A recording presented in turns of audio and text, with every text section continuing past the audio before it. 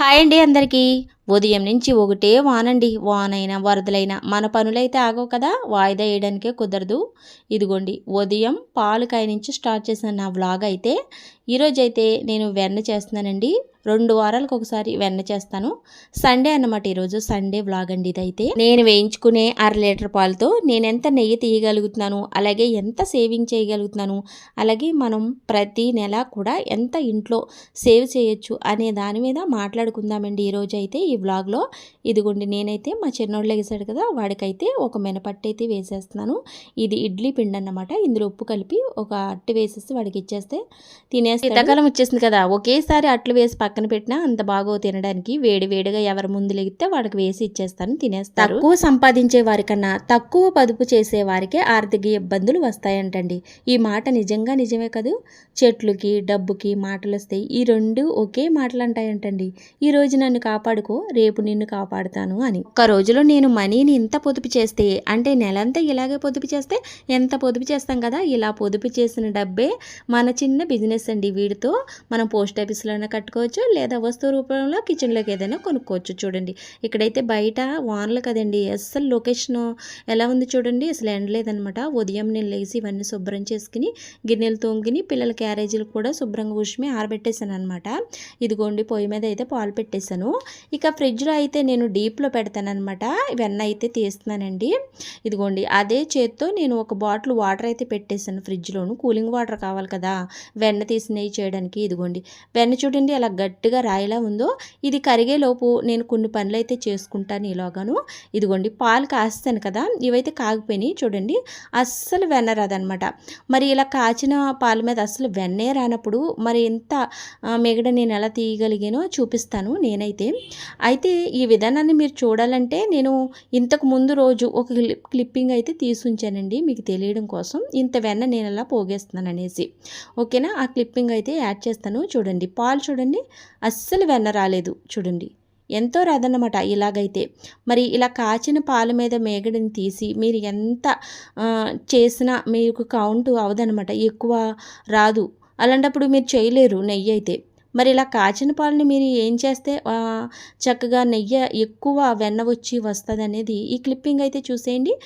ఇది మొన్నటిది అన్నమాట, నేను తీసుంచాను. ఇదిగోండి ఆ రోజైతే నేను ఇదిగోండి పాలు తీసుకుని ఎప్పట్లాగానే కాచి వేస్తాను గిన్నెలో వేసేసి. అయితే ఇలా కాచి వేసిన పాలు లోపల ఏం డిస్టర్బ్ చేయమండి, ఎందుకంటే ఉదయం కాఫీ టీలు తాగే అలవాట్లు అయితే మాకు ఎవ్వరికి లేవు. పిల్లలు కూడా తాగరనమాట. 1/2 లీటర్ పాలు అనమాట. మరి పాలు ఎందుకు వేయించుకుంటున్నారు అంటే మా పిల్లలు సాయంత్రం తాగుతారు, ఉదయం తాగరనమాట. ఉదయం పాలు తాగితే కడుపులో తిప్పినట్టుగా ఉంటుంది, కడుపులో నొప్పి వస్తుంది అంటాడు మా పెద్దోడు. అందుకని ఉదయం ఇవ్వడమే మానేశాను. సాయంత్రం స్కూల్ నుంచి రాగానే బూస్ట్ కలిపి ఇస్తాను అన్నమాట. అలాగే నేను కూడా ఈ మిషన్ కుడతాను కదా, సాయంత్రానికి తలకాయ పూట వస్తే కొంచెం బ్రూ కాఫీ తాగుతాను, లేదంటే అది కూడా స్కిప్ చేసేస్తాను అనమాట. కాబట్టి పాలుని ఇలా కాచేసాను కదండి. ఇదిగోండి మేగడ చూడండి ఎంత సన్నంగా ఉందో. మరి ఉదయం నాకు పనే లేదు వీటితోటి, కాబట్టి వీటిని కాసి ఇదిగోండి ఫ్రిడ్జ్లో అయితే పెట్టేస్తాను. డీప్లో కదండి కింద పెట్టాను. మరి సాయంత్రం అయితే పిల్లలు వచ్చే టయానికి తీసేస్తాను అనమాట. ఇప్పుడు చూడండి మనం ఇంతకుముందు ఒక పొరలాగా చూసాము, కానీ ఆ పొర చూడండి ఎంత దళసరిగా వచ్చిందో మేగడ. ఇలాగన్నమాట. ఇలాగ మేగడని మనం ఎక్కువ స్టోర్ చేసుకోగలుగుతాము. చూసారా ఎంత వచ్చేసిందో.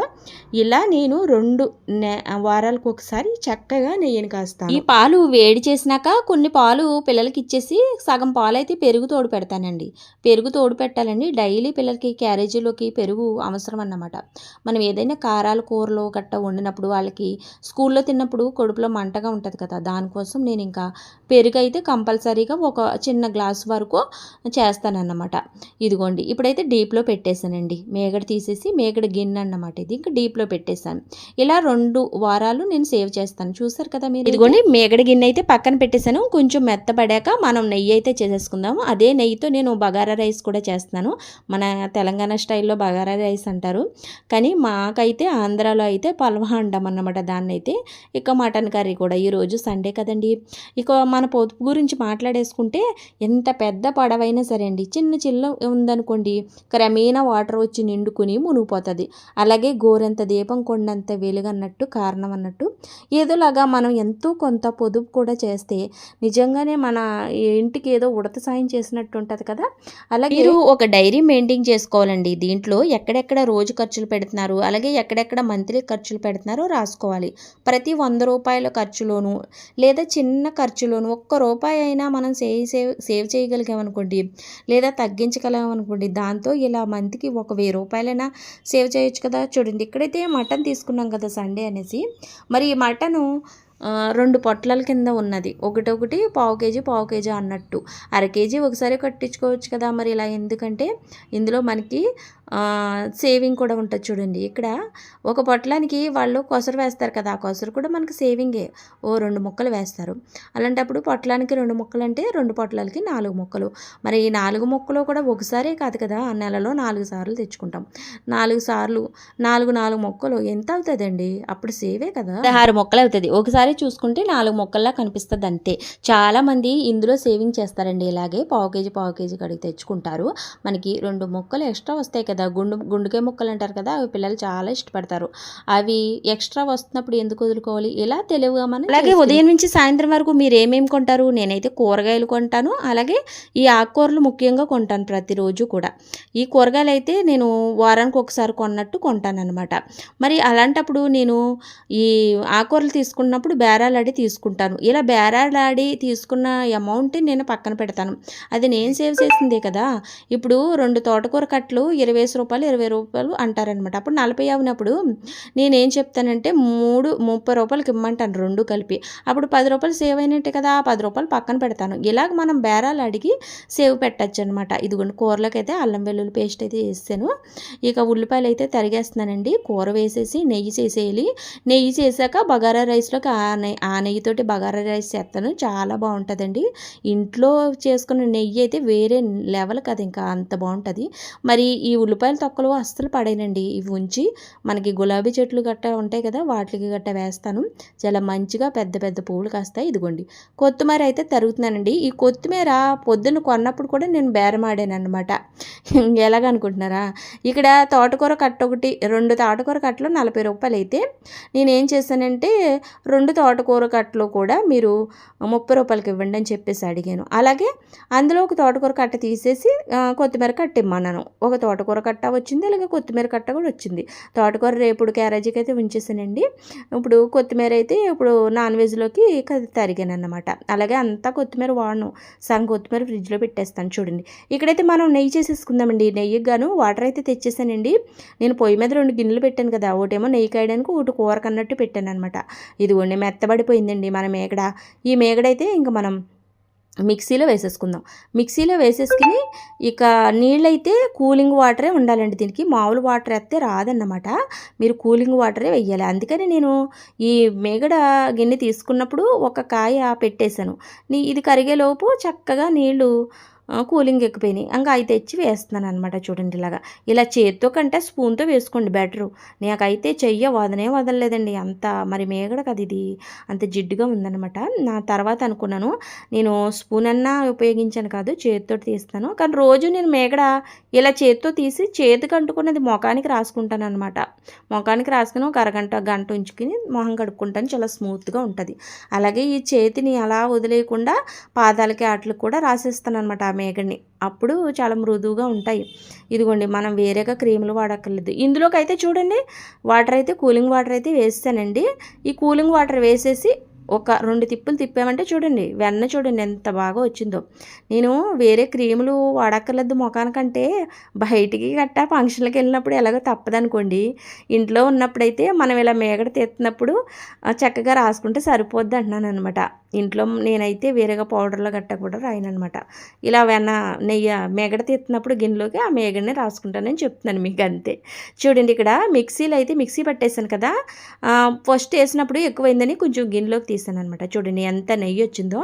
ఇక నీళ్ళల్లో వేసేసుకోవాలండి ఆ నెయ్యి, ఆ వెన్నని. చూడండి ఇలా నీళ్ళల్లో చక్కగా మంచి నీళ్ళల్లో ఒకసారి కడిగేసుకుంటే మనకి స్మెల్ అన్న ఏదైనా పోతుంది అన్నమాట. స్మెల్ ఏమీ ఉండదు డీప్లో పెట్టినప్పుడు, కానీ అయినా ఒకసారి మన పెద్దవాళ్ళు ఇలాగే చేసేవారు. వాటర్లో ఒకసారి డిప్ చేసేసుకుని నీట్గా ఇలాగా వాష్ చేసుకుని చూడండి ఇలాగా వాటర్లో అస్సలు కలవదన్నమాట ఈ వెన్న అనేది.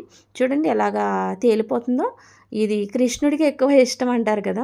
చూడండి ఈ వాటర్ అయితే నేను అస్సలు పడేయనన్నమాట. ఇది మొక్కలకు వేస్తాను. ఇందాక నేను ఉల్లిపాయ తొక్కలు ఉంచాను కదా, ఆ తొక్కల్ని ఇందులో పెట్టేసి చూడండి ఆ తొక్కల్ని ఇందులో వేసేసి ఒక అరగంట సేపు పక్కన పెట్టేసాను అనుకోండి, సాయంత్రం వేస్తాను ఇంకా అవన్నీ తీసేస్తాను మళ్ళీ ఉల్లిపాయ తొక్కలు. ఆ రసం అంతా అందులోకి వెళ్ళిపోద్ది కదా, ఆ మజ్జిగ నీళ్ళు ఆ మొక్కలకి వేస్తే మంచిగా ఫ్లవర్స్ విడుస్తాయండి, బలం అన్నమాట చెట్లకి. ఇదిగోండి వెన్న అయితే చూడండి ఎలా కరిగిపోతుందో. ఈ గిన్నెలో ఇది చిన్న స్మాల్ కుక్కర్ గిన్నె అనమాట, ఇందులో అయితే వెన్న నీట్గా ఇదిగోండి మరిగించేస్తున్నాను. ఇలాగా చేయడం వల్ల 2 వారాలకు ఒకసారి చేస్తానండి. ఈ నెయ్యి చక్కగా సరిపోద్ది పిల్లలకి. నేను బయట అస్సలు నెయ్యి అనేదే కొన్నాం. పావు కేజీ నెయ్యి వస్తుందండి చక్కగా. ఈ పావు కేజీ నెయ్యి బయట కొనాలంటే చాలా రేటు కదా, 200 250 రూపాయలు, ఒక్కొక్క చోట 300 కూడా అమ్ముతున్నారనమాట. అంటే ఇంటి దగ్గర నెయ్యి అయితే. బయట అయితే మనకు తక్కువ ధరకే లభిస్తాయి కానీ ప్యాకెట్లు అవి అంత మంచిది కాదు, అందులో మంచిగా ఉంటుందని చెప్పలేము. నాకు ఎక్కువ అమూల్ నెయ్యి బాగుంటుందండి మళ్ళీ. కానీ అదేంటి మనకి ఆవు నెయ్యి అన్నమాట. చూడండి బాగా మరిగాక ఇందులోకి మెంతులైతే వేసానండి. ఈ ప్లేస్లో మీరు చక్కగా ఈ తమలపాకు వేసుకోవచ్చు, లేదంటే కరివేపాకు కూడా వేసుకోవచ్చు. నేనైతే కాసిన్ని మెంతులు వేసి ఇదిగోండి చక్కగా ఇలా మరిగించేస్తే నెయ్యి రెడీ అయిపోయింది. ఇంకా అది చల్లారేలోపు నేనైతే పక్కన కర్రీకి గాను ఇంకా ఉల్లిపాయలు మగ్గించుకుని వేసేసాను అన్నమాట. ఈరోజు మనకి సండే కదండి, నాన్ వెజ్ కంపల్సరీ వండవలసిందే నాకైతే. సండే ఎక్కువ పనులు ఉంటాయండి చెప్పాలంటే, మిగతా రోజుల్లోనే తక్కువ పనులు ఉంటాయి అన్నట్టు. ఇదిగోండి మటన్లో కావాల్సినవన్నీ వేసేసి ఇంక మూత పెట్టి బాగా మగ్గించేసుకున్నాక దీంట్లోకి మసాలా అయితే ఇలా సపరేట్గా నూరుతానండి, గ్రేవీ తరహా రావడానికి. కొంచెం నువ్వులు తీసుకున్నాను, ఇందులో జీలకర్ర పౌడర్ వేస్తున్నాను, అందుకే జీలకర్ర పెట్టలేదు అందులో. మిక్సీ పట్టేసి వేసేస్తాను అనమాట. ఇదిగోండి నెయ్యి చూడండి చక్కగా చల్లారిపోయింది. ఇంక వడగట్టేసి గిన్నెలోకి అయితే తీసేసుకుంటున్నానండి. నేను ఎప్పుడు నెయ్యి చేసినా ఇదే విధంగా చేస్తానన్నమాట. మరి నేను 2 వారాలకు ఒకసారి 200 రూపాయలు నెయ్యి ద్వారానే సంపాదిస్తాను ఇంట్లో. మరి అప్పుడు నెలకి నేను 400 సంపాదించినట్టే నెయ్యి మీదే. కేవలం నెయ్యి మీదే 400 సంపాదిస్తే మరి బేరాలు అడిగి ఏ వస్తువు కొన్నా ఎంతో కొంత బేరం ఆడడం వల్ల మనీ అయితే ఎంతో కొంత సేవ్ అవుతుందండి. అలాగే ఇంట్లో మనకు వీలున్నంత వరకు ఇలా నెయ్యి తయారు చేసుకుని ఇలా చిన్న చిన్న పనుల వల్ల కూడా డబ్బుని ఆదా చేయొచ్చు. ఇలా అయితే కూరగాయల్ని మీరు వారం వారం సంత నుంచి తెచ్చుకుంటే చాలా మంచిదండి. ఫ్రెష్గానే దొరుకుతాయి, తక్కువ రేటుకి వస్తాయి.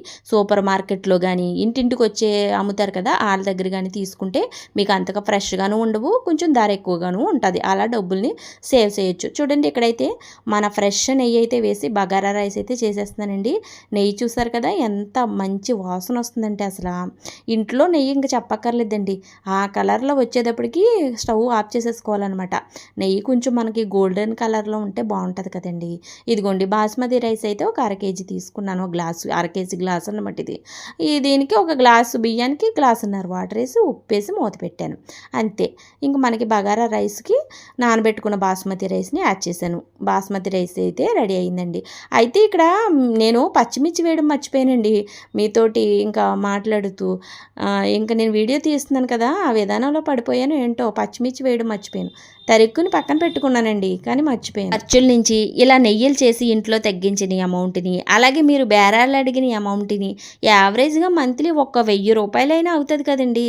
ఆ 1000 రూపాయలు మీరు సేవ్ చేసినట్టే. మీరు ఖర్చు పెట్టిన అమౌంట్లోంచి మీరు స్వయంగా సంపాదించిన ఈ సేవింగ్స్ని ఓ పక్కన పెట్టండి. ఎప్పుడులాగా రోజులు గడుస్తూనే ఉంటాయి. కొత్తగా మీరు మీ ఇంట్లో మీకు తెలియకుండానే సేవింగ్స్ చేసేయగలుగుతారు. ఇది చిన్న బిజినెస్ లాంటిదే కదా. ఇలా చేస్తే సపరేట్గా మీరు మనీ సేవ్ చేయవసరం లేదు. మీ వారు శాలరీలోంచి ఒక్క రూపాయి కూడా మీరు హుండీలో దాయం అవసరం లేదు. ఇలా మీరు బేరాల మీద మీ ఇంట్లో చేసే వాటి మీద సేవింగ్స్ చేయండి ప్రతి నెల. అలాగే నెలవారీ సరుకులు తెచ్చుకోవడానికి సూపర్ మార్కెట్కి వెళ్ళినప్పుడు ఒక చీటీ రాసుకుని వెళ్ళడమే మంచిది.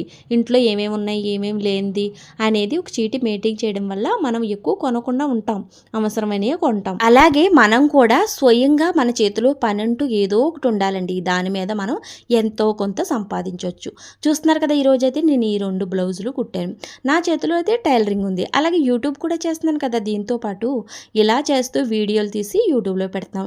ఇలా ఎంతో కొంత మనం సంపాదించేలాగా మన పిల్లల్ని భర్తల్ని ఉద్యోగం పంపించి స్కూల్కి పంపించాక కొంత టైంలో మనం ఎంతో కొంత సంపాదించి ఇలా మనీని అరేంజ్ చేసుకోవచ్చు. వీడియోని ఎండ్ చేసే ముందు మరొకసారి మీకు ఈ మాటను గుర్తు చేస్తున్నాను. తక్కువ సంపాదించే వారికన్నా తక్కువ పొదుపు చేసేవారికి ఆర్థిక ఇబ్బందులు వస్తాయని మర్చిపోవద్దు.